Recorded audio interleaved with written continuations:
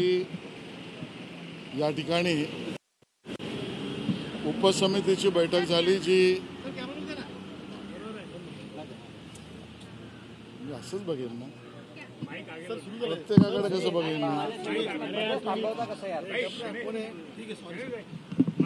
आज सह्याद्री शासकीय विश्रामगृहावर राजकीय, सामाजिक, धार्मिक स्वरूपाचे जे गुन्हे असतात त्याच्या मागे घेण्याच्या, खटला मागे घेण्याच्या संदर्भातली उपसमितीची बैठक झाली, ज्यामध्ये लॉ अँड ज्युडिशरी, गृह खातं, प्रॉसिक्युशनचे अधिकारी, संबंधित सर्व जी प्रकरणं आणि अर्ज समोर होती त्या सर्व विभागातील पोलीस अधिकारी या सगळ्यांची विस्तृत 2-2.5 तासाच्या वर बैठक त्या ठिकाणी झाली। 201 प्रकरण आणि अर्ज या उपसमितीसमोर होती। त्याची कार्यपद्धती आपल्या शासन निर्णयामध्ये स्पष्ट आहे। त्या शासन निर्णयाच्या कार्यपद्धतीला विचारात घेऊन वेळेच्या आधीच संबंधित क्षेत्रीय समित्या बैठका घ्याव्यात, विचार करावा, या संबंधातली माहिती संबंधित गृह खात्याच्या विभागातून सर्व पोलीस ठाण्यांना, क्षेत्रीय विभागाला कळवून आज या 201 प्रकरणं, खटले किंवा अर्ज यांचा विचार आपण केला आणि त्यापैकी राजकीय, धार्मिक, आंदोलन, सामाजिक अशा विविध वर्गात येणाऱ्या 77 खटले मागे घेण्याची शिफारस उपसमितीने आम्ही केली। ज्या प्रकरणांमध्ये खटले मागे घेता येऊ शकत नाहीत, असे जे गुन्हे, गंभीर गुन्हे जे आहेत, स्त्रीविषयक गुन्हे जे आहेत, ज्या विषयात वैयक्तिक प्रकरणं आहेत, हेवे दावे किंवा गुन्ह्याचे, असे 47 खटले मागे न घेण्याचा सुद्धा निर्णय केला आणि काही प्रकरणांमध्ये या खटल्यावर क्षेत्रीय समितीने पुन्हा विचार केला पाहिजे किंवा पुढच्या बैठकीत अधिक माहिती घेऊन या, अशी अजूनची 77 प्रकरणं ही परत विचारार्थ पाठवली। एकंदरीत सामाजिक, राजकीय, धार्मिक या पद्धतीचे किंवा आंदोलनात्मक 77 खटले मागे घेतले। 77 खटल्यांमध्ये पुनर्विचार करा, क्षेत्रीय समितीकडे जा असे निर्देश दिले। 47 खटल्यांच्या प्रकरणांमध्ये ते मागे घेता येऊ शकत नाही, असे गंभीर स्त्रीविषयक अशा स्वरूपाचे आहेत, त्याचा विचार नाही करायचा नाही, नाकारले असा निर्णय केला। बरोबरीने या सगळ्यात जे गुन्हे आमदार, माजी आमदार, खासदार, माजी खासदार यांच्यावर असतात, त्यामध्ये शासन निर्णयाप्रमाणे आणि सर्वोच्च न्यायालयाच्या निर्णयाप्रमाणे मुंबई उच्च न्यायालयासमोर ती प्रकरणं घेऊन जावी लागतात आणि मुंबई उच्च न्यायालयासमोर जो उपसमितीचा निर्णय आहे त्या आधारावर न्यायालयाला अवगत करावं लागतं आणि मगच ती आमदार, माजी आमदार, खासदार, माजी खासदार यांच्या प्रकरणामध्ये निर्णय घेता येतो।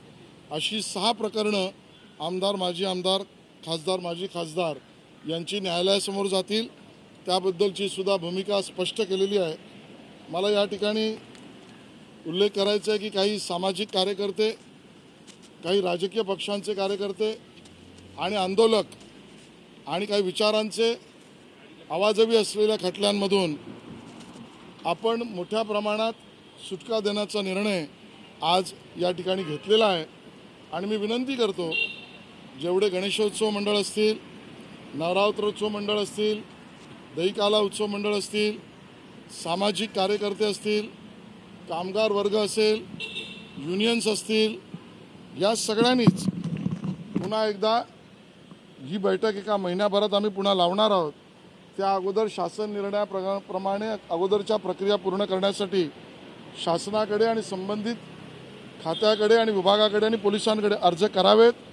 या गणेशोत्सव, नवरात्रोत्सव, कोरोना काळात, दहीहंडीच्या काळात कामगार, कर्मचारी, युनियन यांनाही मोठ्या प्रमाणात या पद्धतीने आपल्याला दिलासा देता येऊ शकतो, त्यांनी अर्ज करावे। मराठा आंदोलकांची प्रामुख्याने मागणी होत होती आणि त्या सगळ्या संदर्भात त्या विषयामध्ये उपसमितीने मराठा आरक्षणाच्या विषयात जी उपसमिती आहे त्या उपसमितीने निर्णय घेतलेला आहे आणि त्यातही समाजाला न्याय मिळावा अशीच भूमिका उपसमिती मराठा आरक्षणाच्या विषयातली विखे पाटलांच्या नेतृत्वाअंतर्गत आहे, ती निर्णय घेते. संजय राऊतांनी कालच्या मॅचवर अनेक प्रश्न उपस्थित केलेले आहेत. ते म्हणाले की क्रिकेट बोर्डामध्ये महाराष्ट्र कुठे दिसत नाही. जी पाकिस्तानची भूमिका आहे, जी हिरव्या पाकड्यांची भूमिका आहे, ती संजय राऊत यांची आहे. कारण संजय राऊत यांना भारत जिंकला याचं जणू काही दुःखच झालेलं आहे.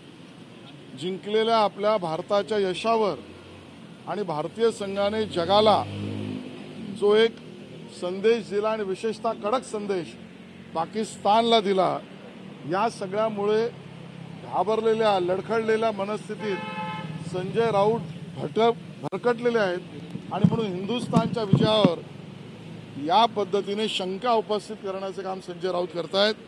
हिंदुस्थान एक आहे, मजबूत आहे, महाराष्ट्रही त्यात आहे. कदाचित त्यांना माहिती नसेल, शिवम दुबे पण महाराष्ट्रातला आणि मुंबईतलाच आहे. सर, शिवाजी पार्कमध्ये काल जल्लोष झाला. नार्वेकरांनी टीम इंडियाचं कौतुक केलेलं आहे. नार्वेकरांनी जे केलंय प्रत्येक हिंदुस्थानी करतोय. संजय राऊत आणि उद्धवजींचा पक्ष का करत नाहीत? अखंड भारत आणि अखंड महाराष्ट्र यांना शिक्षा केल्याशिवाय सोडणार नाही.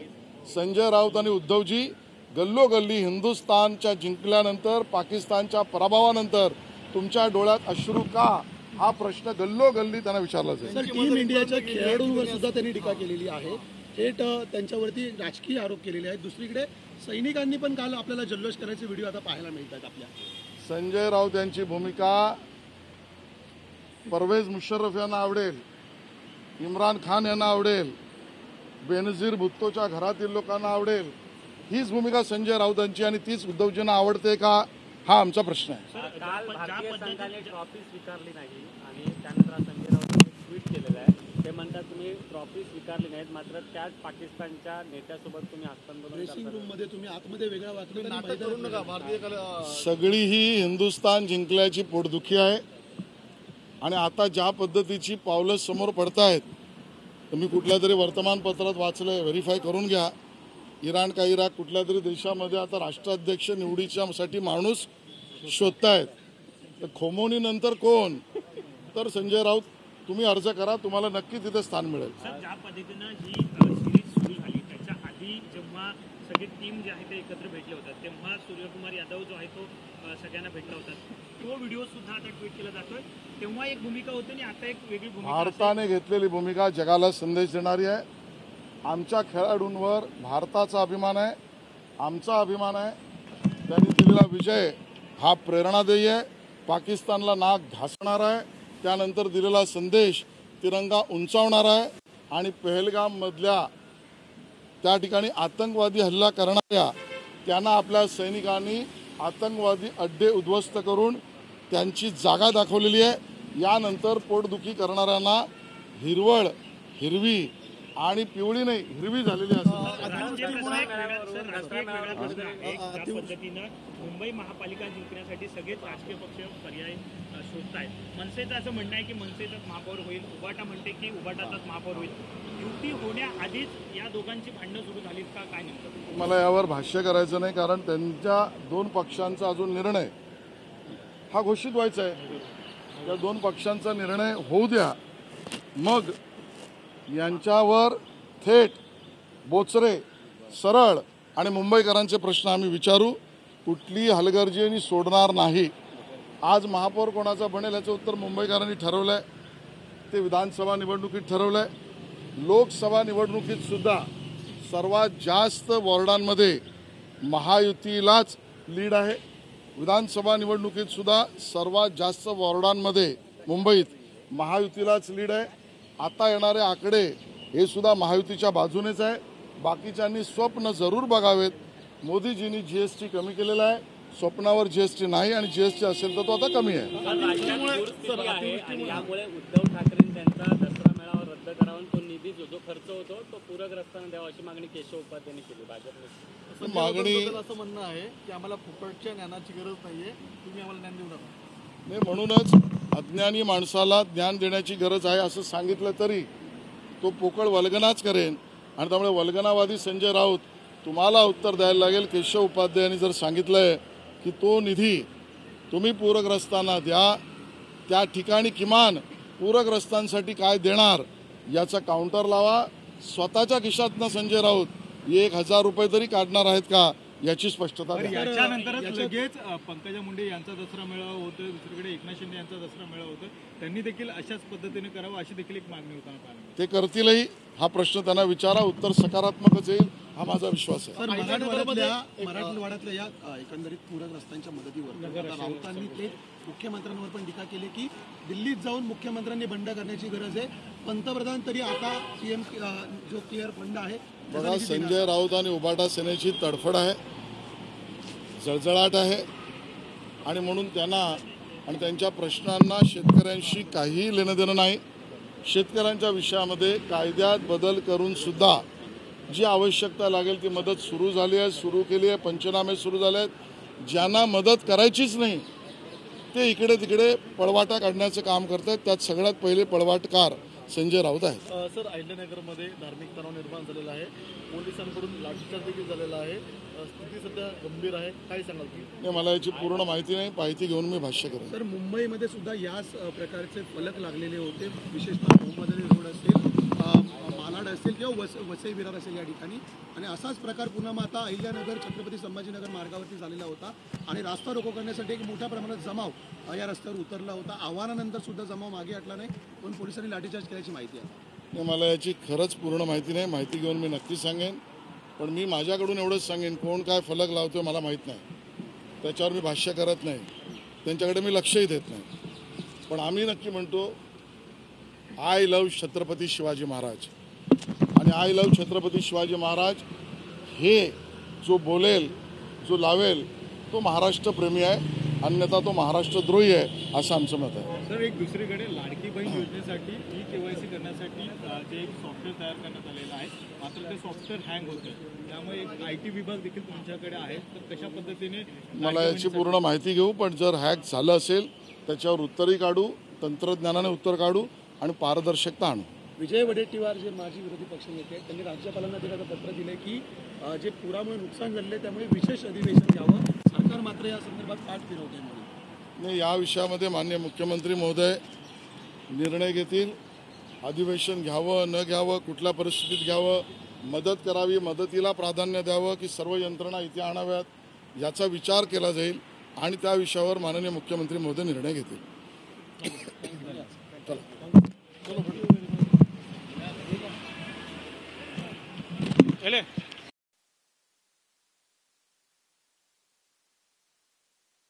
आणि काही विचारांचे आवाजवी असलेल्या खटल्यांमधून आपण मोठ्या प्रमाणात सुटका देण्याचा निर्णय आज या ठिकाणी घेतलेला आहे. आणि मी विनंती करतो, जेवढे गणेशोत्सव मंडळ असतील, नवरात्रोत्सव मंडळ असतील, दहीकाला उत्सव मंडळ असतील, सामाजिक कार्यकर्ते असतील, कामगार वर्ग असेल, युनियन्स असतील, या सगळ्यांनीच पुन्हा एकदा ही बैठक एका महिन्याभरात आम्ही पुन्हा लावणार आहोत. त्या अगोदर शासन निर्णयाप्रमाणे अगोदरच्या प्रक्रिया पूर्ण करण्यासाठी शासनाकडे आणि संबंधित खात्याकडे आणि विभागाकडे आणि पोलिसांकडे अर्ज करावेत. या गणेशोत्सव, नवरात्रोत्सव, कोरोना काळात, दहीहंडीच्या काळात कामगार, कर्मचारी, युनियन यांनाही मोठ्या प्रमाणात या पद्धतीने आपल्याला दिलासा देता येऊ शकतो, त्यांनी अर्ज करावे. मराठा आंदोलकांची प्रामुख्याने मागणी होत होती आणि त्या सगळ्या संदर्भात त्या विषयामध्ये उपसमितीने मराठा आरक्षणाच्या विषयात जी उपसमिती आहे त्या उपसमितीने निर्णय घेतलेला आहे आणि त्यातही समाजाला न्याय मिळावा अशीच भूमिका उपसमिती मराठा आरक्षणाच्या विषयातली विखे पाटलांच्या नेतृत्वाअंतर्गत आहे, ती निर्णय घेते. संजय राऊतांनी कालच्या मॅचवर अनेक प्रश्न उपस्थित केलेले आहेत. ते म्हणाले की क्रिकेट बोर्डामध्ये महाराष्ट्र कुठे दिसत नाही.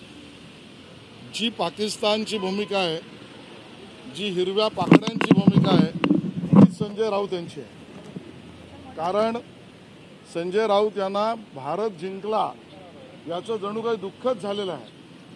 जिंकलेल्या आपल्या भारताच्या यशावर आणि भारतीय संघाने जगाला जो एक संदेश दिला आणि विशेषतः कडक संदेश पाकिस्तानला दिला, या सगळ्यामुळे घाबरलेल्या, लडखडलेल्या मनस्थितीत संजय राऊत भरकटलेले आहेत आणि म्हणून हिंदुस्थानच्या विजयावर या पद्धतीने शंका उपस्थित करण्याचं काम संजय राऊत करतायत. हिंदुस्थान एक आहे, मजबूत आहे, महाराष्ट्रही त्यात आहे. कदाचित त्यांना माहिती नसेल, शिवम दुबे पण महाराष्ट्रातला आणि मुंबईतलाच आहे. सर, शिवाजी पार्कमध्ये काल जल्लोष झाला. नार्वेकरांनी टीम इंडियाचं कौतुक केलेलं आहे. नार्वेकरांनी जे केलंय प्रत्येक हिंदुस्थानी करतोय. संजय राऊत आणि उद्धवजींचा पक्ष का करत नाहीत? अखंड भारत आणि अखंड महाराष्ट्र यांना शिक्षा केल्याशिवाय सोडणार नाही. संजय राऊत आणि उद्धवजी गल्लोगल्ली हिंदुस्थानच्या जिंकल्यानंतर, पाकिस्तानच्या पराभवानंतर तुमच्या डोळ्यात अश्रू का, हा प्रश्न गल्लोगल्ली त्यांना विचारला जाईल. सर, टीम इंडियाच्या खेळाडूंवर सुद्धा त्यांनी टीका केलेली आहे. थेट त्यांच्यावरती राजकीय आरोप केलेले आहेत. दुसरीकडे सैनिकांनी पण काल आपल्याला जल्लोष करायचे व्हिडिओ आता पाहायला मिळत आहेत. आपल्या संजय राऊत यांची भूमिका परवेज मुशर्रफ यांना आवडेल, इम्रान खान यांना आवडेल, बेनझीर भुत्तोच्या घरातील लोकांना आवडेल. हीच भूमिका संजय राऊतांची आणि तीच उद्धवजींना आवडते का, हा आमचा प्रश्न आहे. काल भारतीय संघाने ट्रॉफी स्वीकारली नाही आणि त्यानंतर संजय राऊतांनी ट्विट केलेलं आहे. ते म्हणतात तुम्ही ट्रॉफी स्वीकारली नाहीत, मात्र त्याच पाकिस्तानच्या नेत्यासोबत तुम्ही हस्तांदोलन ड्रेसिंग रूम मध्ये तुम्ही आतमध्ये वेगळा वाटलं नाटक करू नका. भारतीय सगळी ही हिंदुस्थान जिंकल्याची पोटदुखी आहे. आणि आता ज्या पद्धतीची पावलं समोर पडतायत, तुम्ही कुठल्या तरी वर्तमानपत्रात वाचलंय, व्हेरीफाय करून घ्या. इराण का इराक कुठल्या तरी देशामध्ये आता राष्ट्राध्यक्ष निवडीच्यासाठी माणूस शोधतायत. तर खोमोनी नंतर कोण? तर संजय राऊत.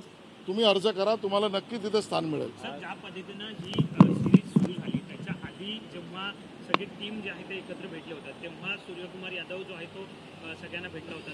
तो व्हिडिओ सुद्धा आता ट्विट केला जातोय. तेव्हा एक भूमिका होती आणि आता एक वेगळी भूमिका. भारताने घेतलेली भूमिका जगाला संदेश देणारी आहे. आमच्या खेळाडूंवर भारताचा अभिमान आहे, आमचा अभिमान आहे. त्यांनी दिलेला विजय हा प्रेरणादायी आहे. पाकिस्तानला नाक घासणार आहे. त्यानंतर दिलेला संदेश तिरंगा उंचावणारा आहे. आणि पहलगाममधल्या त्या ठिकाणी आतंकवादी हल्ला करणाऱ्या त्यांना आपल्या सैनिकांनी आतंकवादी अड्डे उद्ध्वस्त करून त्यांची जागा दाखवलेली आहे. यानंतर पोटदुखी करणाऱ्यांना हिरवी आणि पिवळी नाही, हिरवी झालेली असेल. ज्या पद्धतीनं मुंबई महापालिका जिंकण्यासाठी सगळेच राजकीय पक्ष पर्याय शोधतायत. मनसेचं असं म्हणणं आहे की मनसेचाच महापौर होईल, उबाटा म्हणते की उबाटाचाच महापौर होईल. युती होण्याआधीच या दोघांची भांडणं सुरू झालीत का, काय नेमकं? मला यावर भाष्य करायचं नाही, कारण त्यांच्या दोन पक्षांचा अजून निर्णय हा घोषित व्हायचा आहे. त्या दोन पक्षांचा निर्णय होऊ द्या, मग यांच्यावर थेट बोचरे सरळ आणि मुंबईकरांचे प्रश्न आम्ही विचारू. कुठली हलगर्जी सोडणार नाही. आज महापौर कोणाचा बनेल याचं उत्तर मुंबईकरांनी ठरवलं आहे. ते विधानसभा निवडणुकीत ठरवलं आहे. लोकसभा निवडणुकीत सुद्धा सर्वात जास्त वॉर्डांमध्ये महायुतीलाच लीड आहे. विधानसभा निवडणुकीत सुद्धा सर्वात जास्त वॉर्डांमध्ये मुंबईत महायुतीलाच लीड आहे.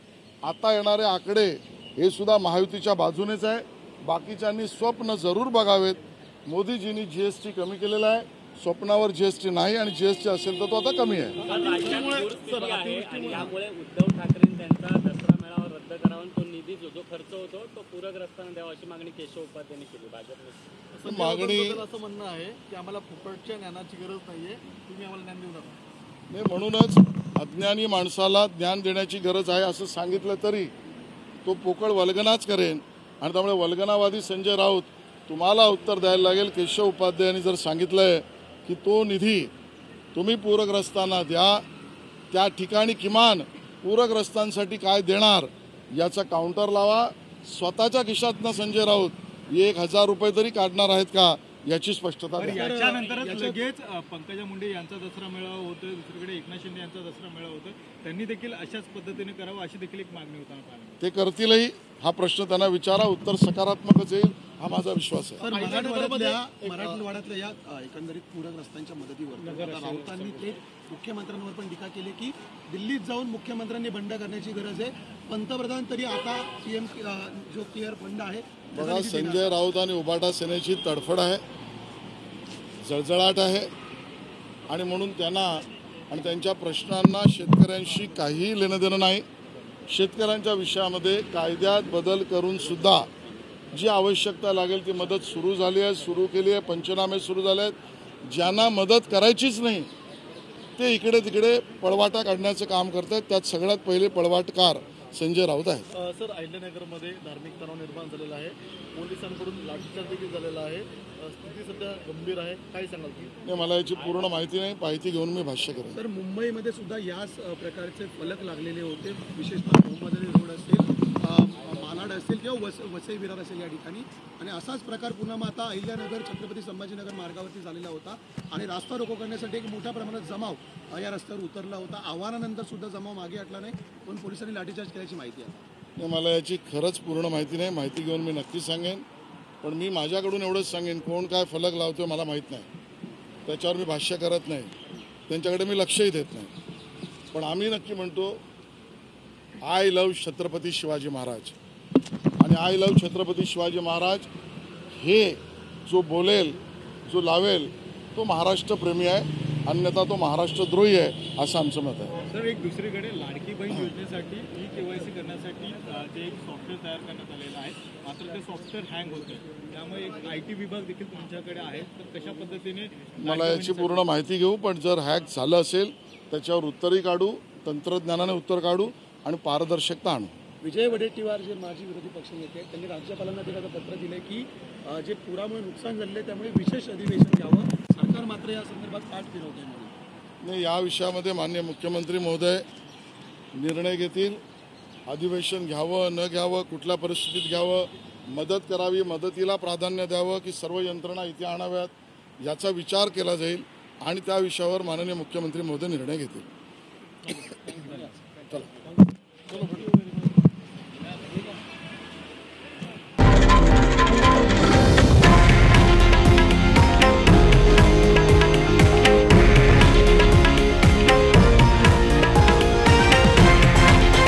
हे आहे देशातील नंबर 1 न्यूज नेटवर्क आणि आपण पाहत आहात TV9 मराठी, एकमेव.